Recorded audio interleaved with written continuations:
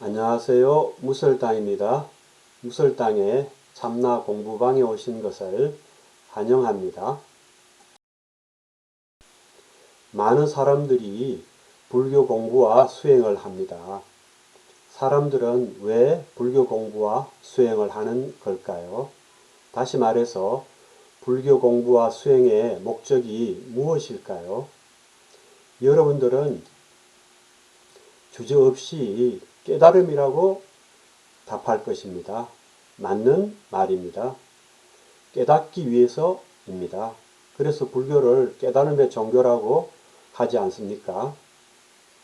깨달음을 얻기 위해 석가모니 부처님을 비롯하여 많은 수행자들이 기꺼이 세속의 복락을 포기하고 힘든 수행을 하였고 오늘날도 역시 그렇습니다. 그러면 깨달음을 얻기 위해 힘든 수행을 감내하는 이유는 무엇일까요? 다시 말해서 깨달음을 얻어서 무엇을 하자는 것일까요? 깨달음 그 자체를 위한 것일까요? 그것은 아닐 것입니다. 우리는 깨달음을 통해 얻고자 하는 것이 있습니다. 깨달음을 통해서 얻고자 하는 것이 바로 불교 공부와 수행의 또 다른 목적입니다. 그러면 사람들이 깨달음을 통해서 얻고자 하는 것은 무엇일까요? 당연히 행복입니다. 그렇습니다. 그러면 행복을 얻으면 그것으로 끝일까요? 다시 말해서 불교는 사람들을 행복하게 해주는 것으로 그 사명을 다하는 것일까요? 아니면 불교는 사람들이 깨달음을 얻어서 행복해지면 그 다음에 어떻게 하게 하고자 하는 것이 있을까요? 달리 말하면 우리가 깨달음을 얻어서 행복해지면 그 다음에 무엇을 할까요? 이것은 석가모니 부처님을 보면 잘 알 수 있습니다. 시타르타 태자는 생로병사의 문제에 대한 고뇌 때문에 왕궁에서 행복하지 않았습니다. 그래서 그는 그것을 해결하기 위해서 출가 수행자가 되었고 수행하여 깨달음을 얻어 생로병사라는 인생 문제를 해결함으로써 행복을 얻었습니다. 그러자 그는 그 행복한 상태에 머물며 혼자 그것을 누리지 않고 다른 사람들도 행복하게 살도록 돕는 일에 자연스럽게 나서게 되었습니다. 중생구제에 나섰습니다. 그 결과로 불교가 탄생하였고 그래서 오늘날 우리가 이렇게 불교를 배울 수 있게 된 것입니다. 이렇게 자연스럽게 남을 이롭게 하는 것, 즉 자비가 불교 공부와 수행의 또 다른 목적입니다. 깨달은 사람들은 이렇게 남을 이롭게 하는 데서 기쁨을 얻습니다.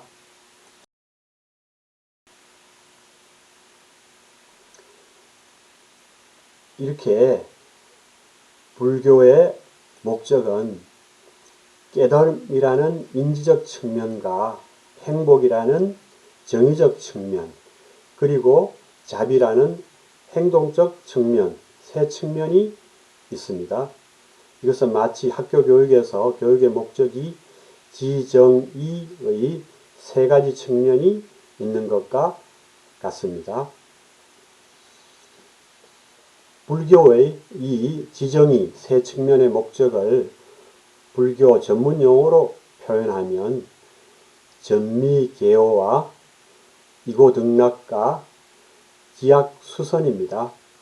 전미계호는 미혹을 타파하여 깨달음을 얻는 것이고 이고등락은 괴로움에서 벗어나서 행복을 얻는 것이며 지약수선은 악을 그치고 선을 행하는 것입니다. 악이란 자기를 위해 다른 사람을 해롭게 하는 것이고 선은 남을 위하는 것이므로 지약수선은 다른 사람을 해롭게 하지 않고 반대로 이롭게 하는 것이므로 자비입니다.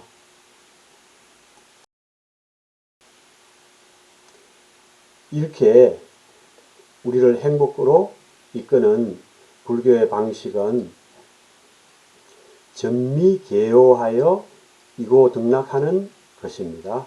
즉 깨달음을 통해서 행복을 얻는 방식입니다. 이것은 세상의 일반적인 방식과 다릅니다. 세상의 일반적인 방식은 소위 행복공식이라는 것에 잘 나타나 있습니다. 행복공식은 고대 서양에서 만들어진 것으로 알려져 있는데 욕망이 분모이고 욕망 충족 수단인 자원이 분자입니다. 이 공식에 따르면 행복은 욕망이 충족된 상태를 의미합니다. 이것은 행복에 대한 우리들의 보편적인 생각과 부합합니다. 우리는 자신의 욕망이 충족되었을 때 행복하다고 느끼기 때문입니다. 행복 공식에 따르면 자원이 많아질수록 행복은 커지고 반대로 욕망이 클수록 행복은 작아집니다. 그런데 사람들의 일반적인 행복 추구 방식을 보면 대부분 분자인 자원을 많게 하는 데만 집중합니다. 분모인 욕망에는 관심을 가지지 않습니다. 그래서 열심히 일해서 자원의 하나인 돈은 많아지는데 행복은 별로 커지지 않습니다. 돈이 많아짐에 따라 욕망도 커지고 새로운 욕망이 또 생기기 때문입니다. 그래서 우리는 일생을 통해 늘 욕망이 자원보다 큰 상황에 직면합니다. 즉 분모가 분자보다 더 큰 상황에 직면합니다. 그로 인해 행복 충족이 안 되어 언제나 삶이 불만족스럽고 불행하게 느껴집니다. 그러다 보니 행복 공식의 분자인 자원을 증대시키느라 평생 수고롭습니다. 행복은 마치 신기루 같아서 쫓아가면 쉽게 잡을 수 있을 것 같은데 막상 가까이 왔다 싶으면 어느새 행복은 여전히 저 멀리에 있습니다. 그래서 행복을 쫓아 일생을 수고롭고 바쁘게 살지만 행복을 손에 넣지 못한 채 살아갑니다.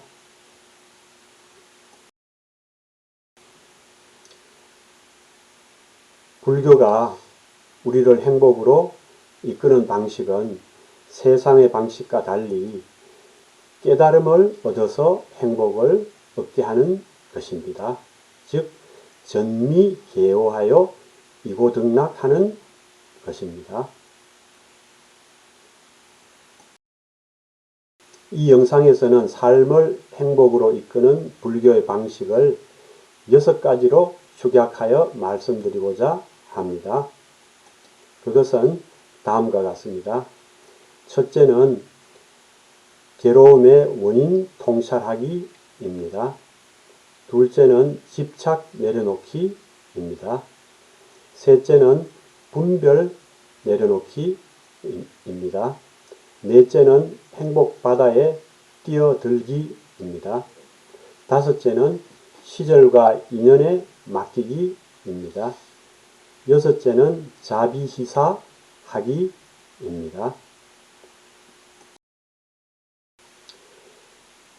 첫째는 괴로움의 원인 통찰하기입니다. 우리는 살아가면서 참으로 다양한 괴로움, 즉 정신적, 심리적 고통을 겪습니다. 근심, 걱정, 고뇌, 불안, 두려움, 우울, 좌절, 절망, 후회, 슬픔, 분노, 증오, 상실, 멸시, 모욕감, 배신감 등등 말입니다. 이런 온갖 정신적, 심리적 고통을 겪으면서도 괴롭고 불안하다고 한탄하면서도 정작 그 원인이 어디에 있는지를 알지 못하여 매번 당하기만 합니다. 원인도 모른 채 이렇게 괴로움을 당하기만 하는 것은 너무 억울합니다. 당할 때 당하더라도 그 원인을 알고 당하면 억울하지는 않습니다. 만일 원인을 알면 다음에는 안 당할 수도 있습니다. 그러면 괴로움을 당하는 원인이 어디에 있을까요? 우리는 괴로움의 원인이 다른 사람이나 바깥의 사물에 있다고 생각하기 쉽습니다. 그러나 그렇지 않습니다. 그것을 말해주는 것이 바로 부처님의 가르침인 12영지라는 위대한 통찰입니다. 우리는 연기의 원리를 깨달음으로써 괴로움, 즉 정신적, 심리적 고통에서 벗어날 수 있습니다. 인생사 모든 것이 어느 날 갑자기 하루아침에 그냥 일어나는 것이 아닙니다. 철저히 원인과 조건으로 일어납니다. 인생사 모든 것이 연기인 것입니다. 괴로움 역시 원인과 조건을 따라 일어나고 원인과 조건을 따라 사라집니다.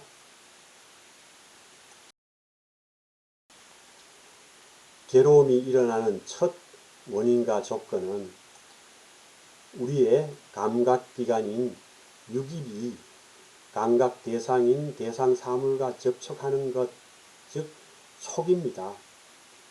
이 촉은 감각기관과 감각 대상의 접촉이 괴로움이 발생하는 시발점입니다. 이 촉, 즉 접촉은 아침에 잠이 깨자마자 발생합니다. 잠이 깨자마자 시작해서 잠이 드는 순간까지, 아니 잠을 자는 사이에도 매 순간 일어납니다. 눈으로 보고 귀로 듣고 코로 냄새 맡고 혀로 맛보고 몸과 피부로 느끼고 마음으로 아는 그 모든 것이 바로 촉, 접촉입니다. 이 접촉에 의해 감각, 즉 수가 일어납니다. 무엇을 볼 때 좋은 느낌, 싫은 느낌이 바로 수, 그것입니다. 무엇을 들을 때 좋은 느낌, 싫은 느낌이 바로 수입니다. 무엇을 먹을 때 맛있다는 느낌과 맛없다는 느낌이 바로 수입니다. 수, 즉 감각, 느낌이 일어나면 그것에 의지하여 욕망이 일어납니다. 좋은 느낌을 주는 대상에 대해서는 그것에서 감각적 쾌락을 얻고자 하는 갈망, 즉 요괴가 일어나고, 또한 그 대상이 없어지지 않고 계속 존재하기를 바라는 갈망, 즉 유해가 일어납니다. 싫은 느낌을 주는 대상에 대해서는 그것이 당장 없어져서 존재하지 않기를 바라는 갈망, 즉 무유해가 일어납니다. 이렇게 욕망이 일어나면 그 욕망을 충족시키자 하는 탐욕의 번뇌에 속박당해서 좋은 느낌과 감각적 쾌락과 그 대상에 대해 필사적으로 매달리는 집착, 즉 치가 연이어서 일어납니다. 동시에 어떤 대상이 나쁜 느낌과 감각적 불쾌감을 주는 경우 짜증이 나고 화가 나서 무예의 번뇌에 속박당해서 나쁜 느낌과 감각적 쾌락과 그 대상이 당장 없어지기를 바라는 혐오가 일어납니다. 하지만 그렇게 집착하고 혐오해보지만 집착하는 것은 사라져버리고 혐오하는 것은 없어지지 않습니다. 그로 인해서 온갖 정신적, 심리적 고통이 일어납니다. 그러면 우리는 괴롭다고 하고 불행하다고 하면서 울고불고 합니다. 이렇게 괴로우면 철저히 연기, 즉 원인과 조건을 따라 일어납니다. 인연생기인 것입니다. 자신의 내면을 자세히 관찰해보면 이 연기의 원리를 알 수 있습니다. 연기의 원리를 깨달을 수 있습니다. 그것을 통해서 괴로움의 원인이 무엇인지 알 수 있습니다. 괴로움의 원인을 통찰할 수 있습니다. 부처님께서 잡아한경에서 말씀하신 것처럼 무릇 모든 괴로움이 생기는 것은 모두 욕망 때문입니다. 괴로움은 감각을 조건으로 욕망이 일어나기 때문에 괴로움이 일어납니다. 욕망을 충족시킴으로써 행복을 얻을 줄 알았는데 욕망이 행복을 가져다 주기는커녕 괴로움의 원흉임을 통찰할 수 있습니다. 병의 원인을 알면 약만 먹으면 되니 병은 반은 고친 것이나 마찬가지이지 괴로움도 그 원인을 알았으니 괴로움에서 반은 벗어난 것이나 마찬가지입니다. 수행이라는 약을 먹고 괴로움의 원인인 욕망에서 벗어나면 되기 때문입니다. 또한 욕망이 괴로움의 먼 원인인 반면 괴로움의 직접적 원인은 집착과 혐오이므로 수행이라는 약을 먹고 집착과 혐오를 내려놓으면 되기 때문입니다. 욕망에서 벗어나고 집착을 내려놓기 전이라도 욕망과 집착이 괴로움의 원인이라는 것을 통찰하는 것만으로도 상황은 크게 변합니다. 우리는 감각기관, 즉 눈과 귀와 코와 몸과 마음으로 욕망을 쫓고 감각적 쾌락을 추구하면 행복할 줄 알았는데 사실은 그게 아니며 그렇게 하는 것은 도리어 괴로움이 원인이 된다는 것을 깨닫게 되기 때문입니다. 욕망과 집착이 괴로움의 원인이라는 통찰은 욕망과 집착은 마치 뜨거운 감자를 손에 움켜쥐는 것과 같다는 것을 깨닫게 합니다. 뜨거운 감자를 당장 내려놓지 않으면 손은 물론 입안과 목구멍까지 모두 데듯이 집착과 욕망을 내려놓지 않으면 괴로움의 나락으로 떨어진다는 것을 깨닫게 됩니다.